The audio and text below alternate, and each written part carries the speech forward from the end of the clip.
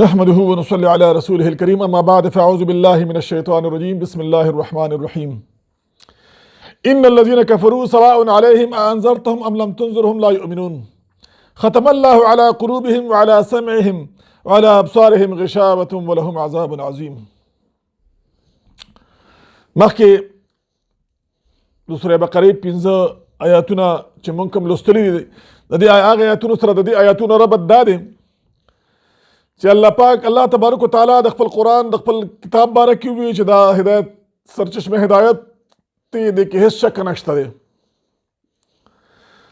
او دا هدایت ته د پاره د ایمان والو د متقیانو د پاره هدایت دی او بیا د متقیانو صفتونه الله پاک ته ذکر کړه. دا غډله چې چا د دې سرچشمه هدایت باندې ایمان وړو په دې باندې عمل وکړو د هغې دغه صفات وي او په دې روان دي را روانو په دې 15 آیاتونو کې بیا چې چا د هغې سرچشمه هدایت او د کتاب نه انکار کړی د هغې ذکر الله پاک کوي. ربط یې دا دی په دې سورت بقره کې دننه د آیاتونو خپل ربط دا وروسته وړاندې چې کوم راځي نو دا 15 آیات دي د 2 آیاتونه د کافرانو باره کې دي ورپسې 14 آیاتونه د هغه چا باره کې دي چې هغه په هغه زمانه کې به د مسلمان نه اورېدل نه موږ ایمان نه وړی دی او د کافر نه به اورېدل موږ کافران وي هغې ته به یې ستا ملګري دوی ته به یې زموږ ستا ملګري وو په ظاهره به په خولې باندې به مؤمنانو په عمل کې دننه په زړه کې به کافرانو چې هغې ته منافقین وي. دا 14 آیاتونه وروسته بیا د هغې باره کې دي. د سرچشمه هدایت د قرآن عظیم په منلو او په قبلولو په دې معیار کې دا 2 ډلې شوې. یو هغه شو چې انعمت علیهم دي او یو دا شو چې غیر المغضوب علیهم دي او دا هغه 2 ډلې چې د هغې ذکر په سورې فاتحه کې شوی دی چې کله دعا کوي اهدنا الصراط المستقیم لارې ما یا الله وښیه موږ ته لاره نیغه صراط الذین انعمت علیهم لار دا کسانو چې تا پرې انعام کړی دی او غیر المغضوب علیهم یا الله ما ته هغه لار نه ښیه چې تا پرې غضب کړی دی. نه هغه 2 ډلو ذکر اوس په دې 16 آیاتونو کې راځي. د تېرو شوو آیاتونو کې 15 آیاتونو کې انعمت علیهم خلکو ذکر وشو چې چا باندې الله پاک انعام کړی دی چې هغه متقیان دي د هغې الله صفتونه بیان کړه او د روان دي د 15 آیاتونو کې بیا الله پاک دغه غیر المغضوب علیهم ولا الضالین ذکر کوي چې کوم کسان په الله په غضب کړی دي کوم کافر دي کوم نافرمانه دي. الله پاک نبی علیہ السلام بارک ته فرمایي ان الذين بشکا کسان کفرو چې کافران دي کفر څه ته وایي کفر وایي ناشکرۍ ته هم ویلی شي کفر وایي پټولو ته ویلی شي پټولو په معنا راځي چونکې دوی حق پټوي دوی ناشکري کوي د خپل محسن ناشکري کوي او په اصطلاح د شریعت کې کفر هغه ته وایي چې کوم نبی علیه الصلاۃ والسلام بارک چې کوم احکامات راوړي دي په هغې باندې ایمان راوړل دا د مؤمن کار دی او د هغې انکار کول دا د کفر کار دی. نو د هغې انکار کفر دی. نو بېشکه کسان چې کافران دي سواء برابر دي دپاره علیهم په دې باندې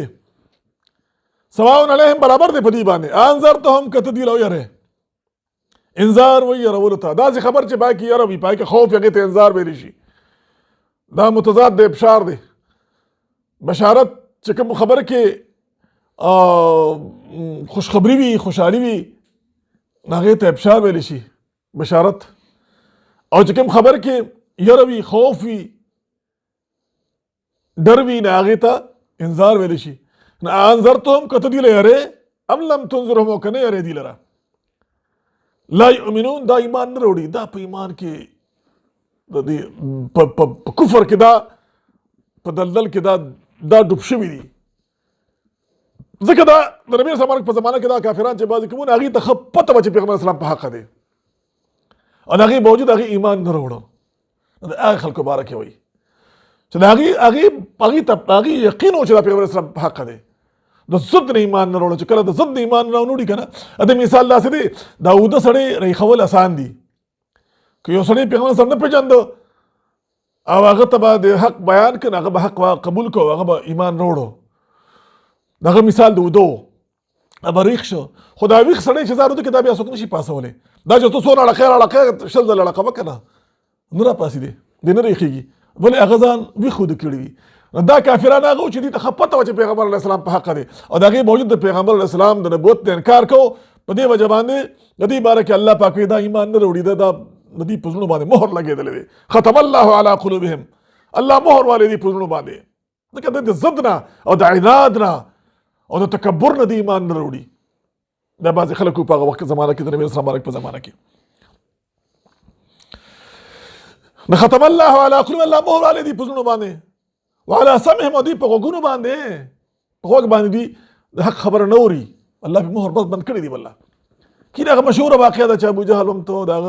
د کافر د غټ سرداران د نبی رسول الله مبارک تلاوت ته غوږ کې خودو اورېده به، او ته پته لګېده چې دا د انسان کلام نه دی، دا د الله کلام دی. د هغې باوجود خو بس هغه په زړونو باندې مهر لګېدلی و، زړه ته به یې نه کوزېدل. وعلى ابصارهم غشاوة، د دوی په سترګو باندې پردې دي، د حق خبره نه ویني، حق نه ویني. نبی علیہ السلام مبارک چې چا په حقیقي معنو کې لیدلی هغه به ایمان راوړه، خو دوی په حقیقت کې د دوی په سترګو باندې پردې وي، دوی نه لیده، حق نه لیده دوی. ولهم عذاب عظیم، او دوی دپاره عذاب ډېر لوی دی. الله وایي د کفر یو دغه دام دی که نه، د کفر یو سزا دا هم ده، د بدعملۍ سزا، د کفر سزا، چې کله دی پر خپل کفر کې یا ضد ونیسي یا زیر یا عناد او تعصب شروع کی، نو په کفر کې الله پاک د باندې د پزله مهر ووایي. او په ګناه کې چې کوم سړی د ګناه نه توبه نه وباسي، وړاندې پسې بیا دې نور ګناهونه کوي، دته بیا د نیکۍ توفیق کم ملاویږي. او د نیکو دا صفت چې کله نیکي وکړه الله قبول کړه، مخکې به الله پاک د نیکو توفیق درکوي. دا د نیکۍ صفت دی، د نیک اعمالو نه پس په الله د نیکو توفیق درکوي چې الله قبول کړي. او په دې نه چې توبه ونه باسي، هغه بدي چې ستا په غاړه کې پرتی، نو وړاندې د نیکو توفیق د نسل شي، بیا د بدو توفیق ملاویږي. نه حدیث مبارک کې دا هم راځي چې ګوره یو سړی ګناه کوي، یو ټاکې په زړه باندې ولګي، دویم ټاکې ولګي، دریم ټاکې، بیا هغه زړه تک تور شي، نو بیا د حق خبر نه قبلوي، د زړه دته بیا حلال او حرام او تمیز د ختم شي، زړه تک تور شي. بیا دغه مثال دی چې الله ما دې په زړونو باندې مهر والي دی. ان الذين كفروا، بشک هغه کسان چې کافران دي، سواء علیهم، برابر دی په دې باندې، انذرتهم، کته دی لو یره، ام لم تنذرهم، کو نه یره، لا یؤمنون، دی ایمان نه وروړي. ختم الله علی قلوبهم، مهر والي الله پاک په زړونو دی باندې، وعلى سمعهم، په غوږونو دی باندې، وعلى ابصارهم غشاوة، او دی په سترګو باندې پردې دي، ولهم عذاب عظیم، او دی لپاره عذاب ډېر لوی دی. واخر دعوانا الحمد لله رب العالمین.